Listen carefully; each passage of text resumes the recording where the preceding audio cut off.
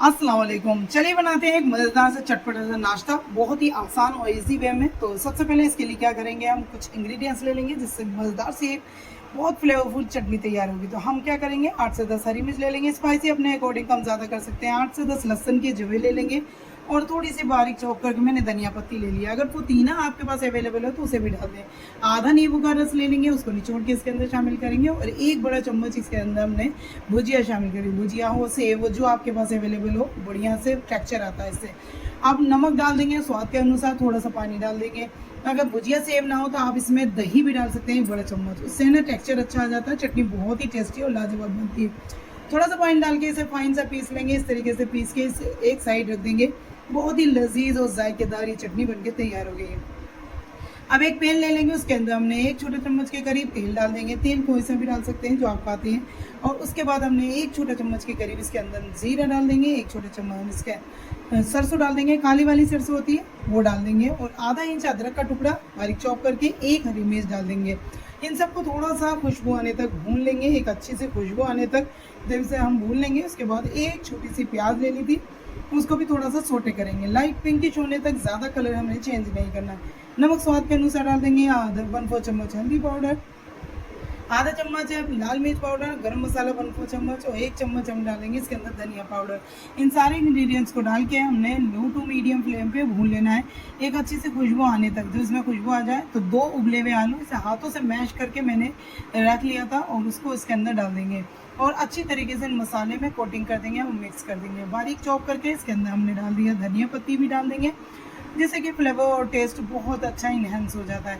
सारी चीज़ों को डाल के अच्छी तरीके मिक्स करेंगे। गैस की फ्लेम को बंद करके इसको एक बाउल के अंदर ट्रांसफ़र कर देंगे और इसको थोड़ी देर के लिए रेस्ट पे रख देंगे ठंडा होने के लिए, जिससे कि ठंडा होने के बाद बहुत ही जल्दी और ईजी हमारा नाश्ता बनके तैयार हो जाता है। बहुत चटपटे फ्लेवर वाली ये स्टफिंग बनके तैयार हो गई है। इसे एक साइड रख देंगे।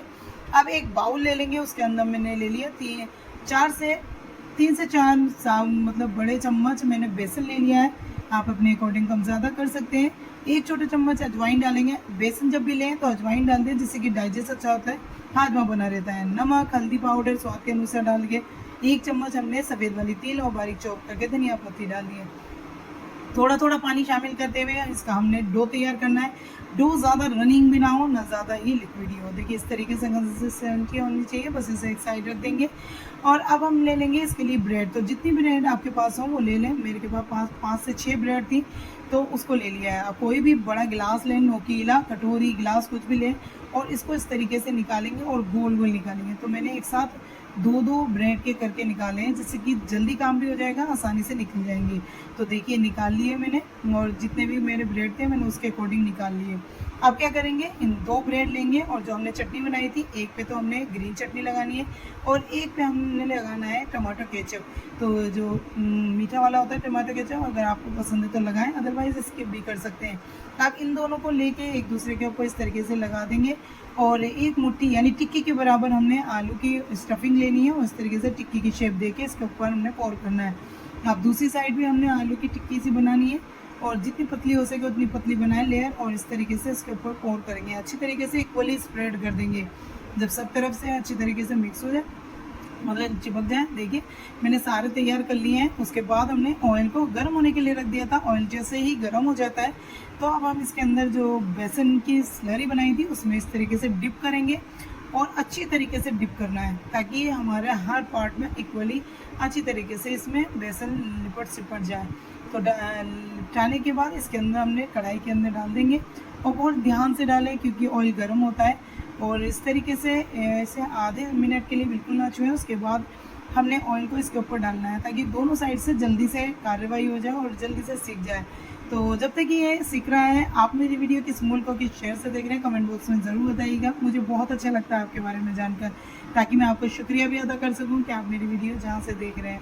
तो देखिए दोनों साइड से अच्छा गोल्डन कलर आने तक सेक लिया है। इसी तरीके से बाकी बचा वेज भी मैंने उसी ऑयल में तैयार कर लिया है। तो आसान तरीके से झटपट से बन जाता है, बहुत ही टेस्टी और हेल्दी बनता है, मतलब टेस्टी बनता है। और ब्रेड पकौड़ा खाकर तो आप बोर हो गए हैं, एक बार इस तरीके से उल्टा ब्रेड पकौड़ा बना के देखिए, यकीन मानिए मज़ा आ जाएगा। तो ऐसे ही करके मैंने सारी निकाल ली हैं। आप देख सकते हैं जैसे ही दिखने में बढ़िया लग रहा है वैसे टेस्ट में भी एकदम लाजवाब बना था। मैं एक पीस आपको कट करके भी दिखा रही हूँ। बहुत ही आसान और बहुत ही यूनिक रेसिपी है। मेहमान भी पूछेंगे कि आपने ये किस तरीके से बनाया। स्टफिंग देख सकते हैं आप भर भर के है, क्योंकि ब्रेड पकौड़े में क्या होता है वो बीच में आलू मिलते हैं, लेकिन इसमें स्टफिंग बाहर है, तो इसलिए बहुत ही लजीज लगता है, जायकेदार ये ब्रेड पकौड़ा बनके तैयार होता है। एकदम अलग हट के रेसिपी है, किसी भी मौसम में खा सकते हैं, जो भी सर्दी हो, बरसात हो या फिर गर्मियों में। अगर चाय के साथ ये गर्मा गर्म मिल जाए तो चाय डबल स्वाद देती है, बहुत ही मज़ेदार लगती है चाय के साथ ये। तो इसे आप केचप के साथ खाएं, या जो ग्रीन चटनी आपने तैयार की थी उसके साथ भी सर्व कर सकते हैं। आई होप आज की ये रेसिपी आपको ज़रूर पसंद आई होगी। पसंद आए तो लाइक करें, चैनल पे अगर नए हैं तो सब्सक्राइब करें। एक और नई रेसिपी के साथ मैं आपके सामने फिर आऊँगी। तब तक के लिए इस रेसिपी को एंजॉय करें और अपना वैल्यूएबल फीडबैक लाजमन दीजिएगा। मुझे आपके फीडबैक का इंतज़ार रहता है, और दुआओं में याद रखिएगा। अल्लाह हाफिज़।